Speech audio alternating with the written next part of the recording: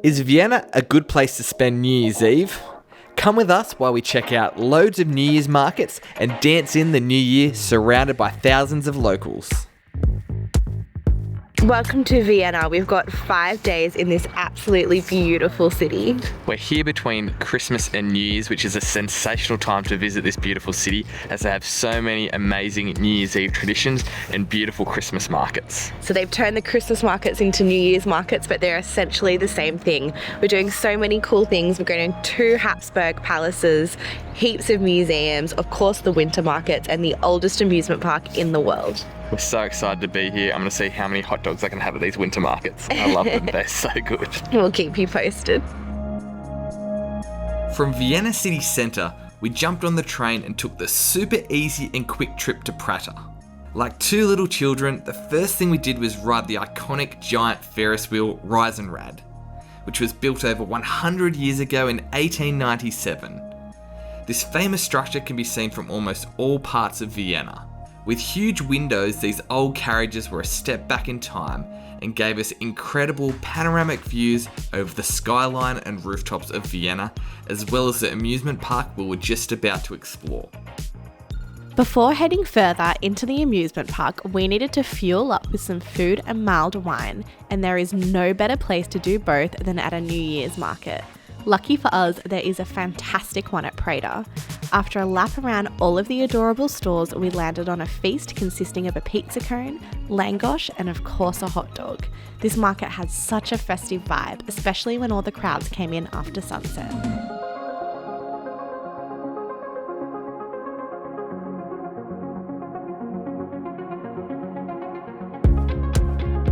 Now it was time to go check out the real reason we had come to Prater, and that's the old amusement park. So we're at Prater, which is the oldest theme park in the world here in Vienna. We went on a really cool Ferris wheel, which was built, I think, in 1897, and an actually quite terrifying haunted house. It's really cool to walk around. Not as kitsch as Stilvolles Gardens in Copenhagen, but still really cool. There was loads that we were excited to do when coming to Vienna, but I think that a traditional Viennese schnitzel at Figlmüller might have been right at the top of the list. Figlmüller is one of the most famous restaurants for a schnitzel, and for a good reason. This plate-sized mammoth was intimidating, but it was so thinly cut and lightly crumbed that we easily made our way through the plate. This meal was a 10 out of 10, but make sure you book as we saw at least 30 people get turned away.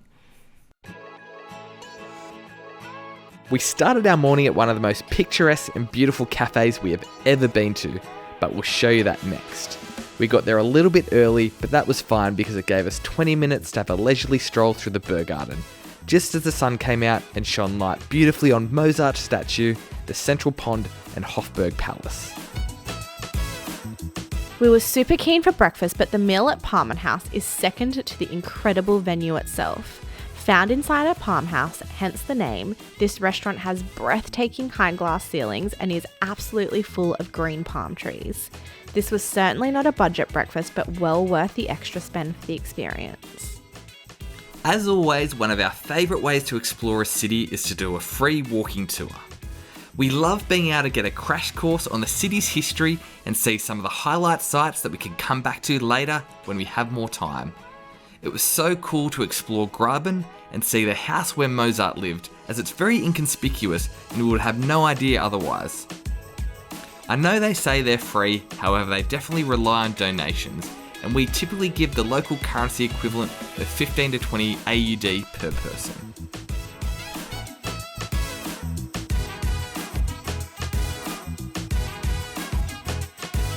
We just did the Sisi Museum and Imperial Rooms. We weren't able to record, but it was super interesting, super beautiful, lavish palace rooms. Super busy as well, actually. So busy, but really cool to learn about Austria's favourite empress. The tickets were all booked out. There was a 4-hour wait. We hadn't pre-booked tickets, so definitely buy your tickets a couple of days in advance and make sure you can go through when you want to go through. As a belated birthday present for Grace, our friend organised a night of classical music at the House of Industry. A small orchestra performed Mozart and Strauss with a little ballet and opera mixed in, and the venue was absolutely incredible with beautiful grand detailing. After the show, we had a late dinner at Viennese institution Gmoa Keller, which has been operating since 1858. I seriously think I had the best meal of the trip here. I think about the beef onion roast all the time. As a bookworm, I have a list of libraries across the world that I want to visit, and the Austrian National Library has been on the list for a long time. It's Europe's largest Baroque library and houses over 200,000 historic books on its richly decorated wooden shelves. The Grand Hall was easily one of the most beautiful library rooms we have ever seen.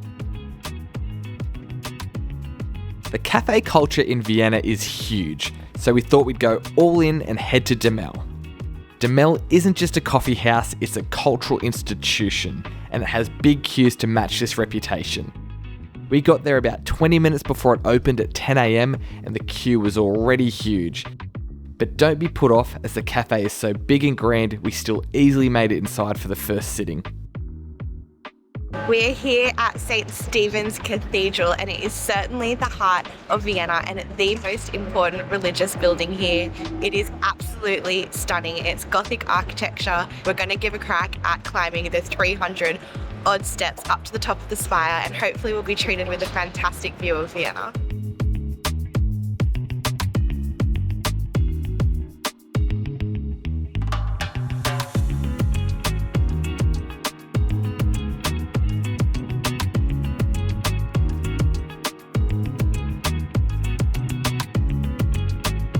We are here at Schonbrunn Imperial Palace.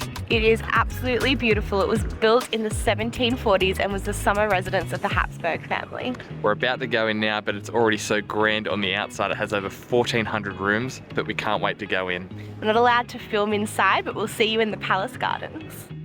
When we did the Imperial tour, which wasn't too short, not too long either, was absolutely insanely beautiful. Super busy in there. What was the grand tour that does a few other rooms that maybe we might have thought we'd do it if we had our time again, but what we did see was beautiful, and now we're going to go explore the gardens in this briskly cold weather. We spent a good hour and a half probably strolling through the gardens, so me personally, I preferred it actually to inside the Imperial Palace. Grace is torn. What do you think? I love Imperial furniture, but the Neptune fountain was amazing, and so was the Gloriette. Worth the walk up the hill. Quite a walk up the hill. Got the legs burning, but certainly worth it. It's just really beautiful gardens. Who's hungry for some more food at winter markets? You. It's probably your last one, isn't it? Yeah, Hot dog? Probably our last one. Pretzel? Hot dog. Spätzle? Or Käse Spätzle? Langosch. Langosch. We'll see what we can find here. After coming out of our palace tour, the Schonbrunn New Year's markets was absolutely bustling with people. This was probably the largest New Year's market we had seen in Vienna and had a load of food options to choose from. We ate our way around the market, and the jacket potato with a garlic and cheese topping was amazing, and a super interesting Austrian mushroom dumpling was possibly the best food we had tried at a market yet. While everywhere around the world is exciting for New Year's Eve, we were especially excited to be in Vienna. New Year's Eve in Vienna is all about the Silvester fad, which translates literally as the New Year's Eve Trail. The name covers a series of stages put up throughout the city centre. There were more than 800,000 people celebrating the new year with us. It was such an amazing vibe. We snagged a position at the main stage and had more than a few glühweins enjoying the free concert, waltzing in the new year with the locals while hearing the rare chiming of St. Stephen's Cathedral was a super special way to ring in the new year. Unfortunately, as we had not pre-booked tickets, we weren't able to get into the Belvedere Palace. We now know it's best to book a day or two in advance. We did, however, have great weather to stroll around the surrounding pristine manicured gardens and, surprise, surprise, go into another New Year market. I'd seen this sort of meatloaf hot dog thing before, but hadn't yet tried it, and today was the day. It was actually really nice, and it certainly wasn't the last one I had on the trip.